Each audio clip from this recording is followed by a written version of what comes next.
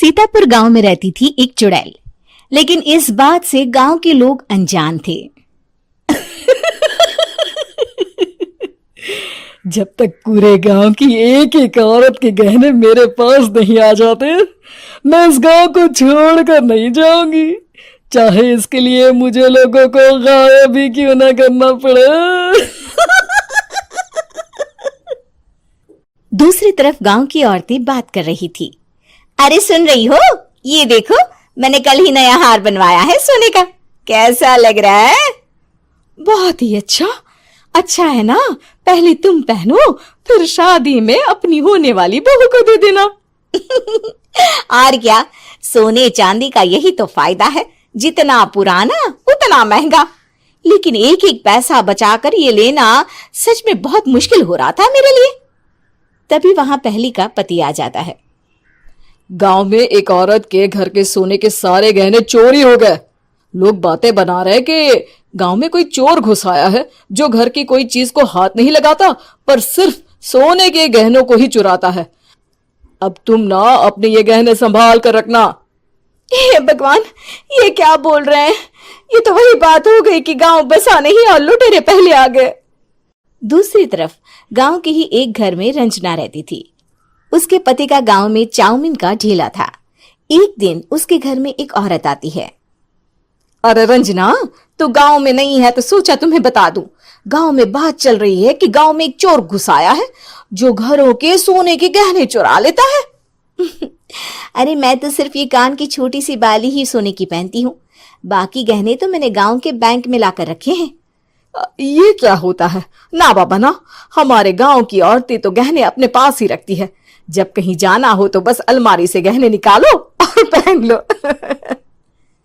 दूसरी तरफ एक औरत हाथ में टोटके वाली छोटी सी गुड़िया लेकर घर में चली आती है। अरे कोई है? घर की औरत है क्या? क्या है ये गुड़िया? ये कोई ऐसी वैसी गुड़िया नहीं है, ये जादुई गुड़िया है। इसको घर की अलमारी में रखना। अगर तुम्हारे घर पर किसी की बुरी नजर होगी तो रात भर में ये पतली सी गुड़िया मोटी हो जाएगी। मैं कल आकर ये गुड़िया ले जाऊंगी और तुम्हारे घर की सारी बुरी नजर छूट जाएगी, समझी? अरे वाह, ये तो बहुत कमाल की गुड़िया है, दे दो। कितने की है एक?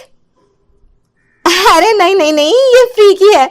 मेरा काम इस पूरे गांव को बुरी नजर से दूर रखने का है। हाँ। भली औरत उसके हाथ से वो गुड़िया लेकर अलमारी में रख देती है। लेकिन अगली सुबह जब वो उस गुड़िया को देखती है तो पतली सी गुड़िया मोटी हो चुकी होती है। हे भगवान, ये क्या? किसने मेरे घर को बुरी नजर से बांध रखा था? तभी वो गुड़िया वाली भी आ जाती है। मैंने कहा था ना, घर पर बहुत ज्यादा बुरी नजर है। लाओ, ये गुड़िया मुझे दे दो। औरत वो गुड़िया उठाकर उसे दे देती है। गुड़िया हाथ में आते ही वो औरत उसे लेकर सीधे गांव के बाहर की खाली हवेली में चली जाती है और साधारण औरत से चुड़ैल बन जाती है। अरे पगली, गांव वाली इस गुड़िया के पेट में तेरे घर के सारे गहने हैं। इतना बोलकर वो गुड़िया को फाड़ देती है और सारे गहने निकाल लेती है। वहीं दूसरी तरफ, हे भगवान, मेरे घर के सारे गहने चोरी हो गए। उस औरत के घर के आसपास लोगों का जमावड़ा हो जाता है और लोग बातें करने लगते हैं। लो जी, ये भी घर गया। पता नहीं कौन चोर है जो इतनी होशियारी से गहने चुरा लेता है। कुछ समझ में नहीं आ रहा कि कौन है। लोग तो घर से कहीं जाते भी नहीं है, न ताला लगे न घर खाली हो, फिर भी रातों रात गहने चोरी हो जाते हैं। अरे हम तो कहते हैं लोगों को बारी बारी चौकीदारी करनी चाहिए, चोर को तो पूरे गांव वाले मिलकर पकड़ ही लेंगे। लोग बारी बारी घरों की चौकीदारी भी करते हैं, लेकिन चोरी होने का सिलसिला रुकता ही नहीं। फिर एक दिन रंजना के पड़ोस से भी रोने की आवाज आती है। अरे आज ही घर की बुरी नजर उतरी और आज ही सारे गहने भी चोरी हो गए। कैसी बुरी नजर? क्या हुआ था? तभी वहां उस औरत का पति भी आ जाता है जिसके घर में गहनों की चोरी हुई थी। हाँ, मेरी बीवी ने भी किसी गुड़िया को घर में बुरी नजर उतारने के लिए रखा था, लेकिन अगले दिन गहने चोरी हो गए। अब रंजना को कुछ कुछ बात समझ में आ जाती है। वो गांव वालों से कहती है, देखिए अब आप लोग चिंता ना करें, जल्द ही चोर पकड़ा जाएगा। उस नजर उतारने वाली गुड़िया को आज मेरे घर कोई भेज देना। फिर क्या था, चुड़ैल को लोग रंजना के घर भेजते हैं। पहली बार देखा है कोई खुद लुटने को तैयार बैठा है। तो तू है जिसे घर की बुरी नजर उतारनी है? ये ले गुड़िया, ये सुबह तक मोटी हो गई तो समझो तुमको और तुम्हारे घर वालों को नजर लगी है। हाँ हाँ, मैंने काफी सुना है। तुम ये गुड़िया मेरे घर छोड़ देना।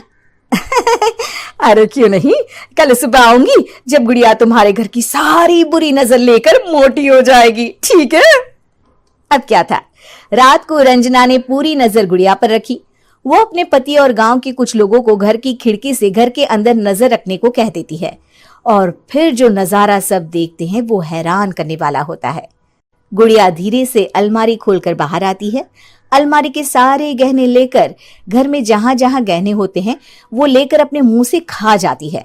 वो जितने गहने खाती उतनी ही मोटी हो जाती और फिर अलमारी में बंद हो जाती है।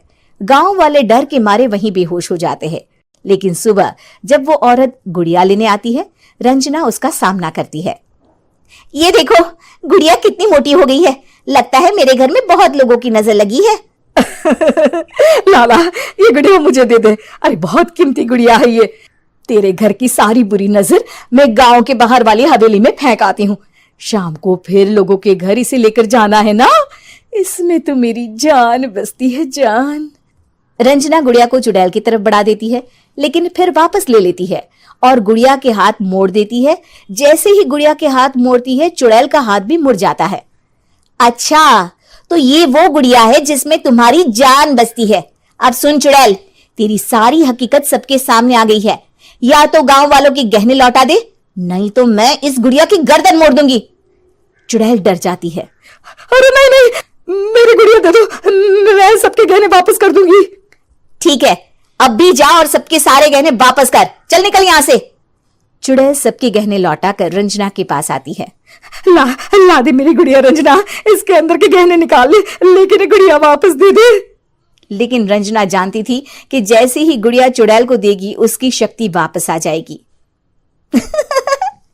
चुड़ैल, तू तो चुड़ैल ही रहेगी, ये मैं जानती हूँ। अरे नहीं नहीं नहीं, मैं गांव छोड़कर चली जाऊंगी, किसी को परेशान नहीं करूंगी, वादा करती हूँ मैं।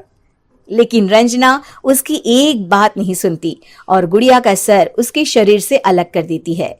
चुड़ैल सर अलग होती ही गायब हो जाती है। गांव वाले रंजना के साहस और बुद्धि की खूब प्रशंसा करते हैं।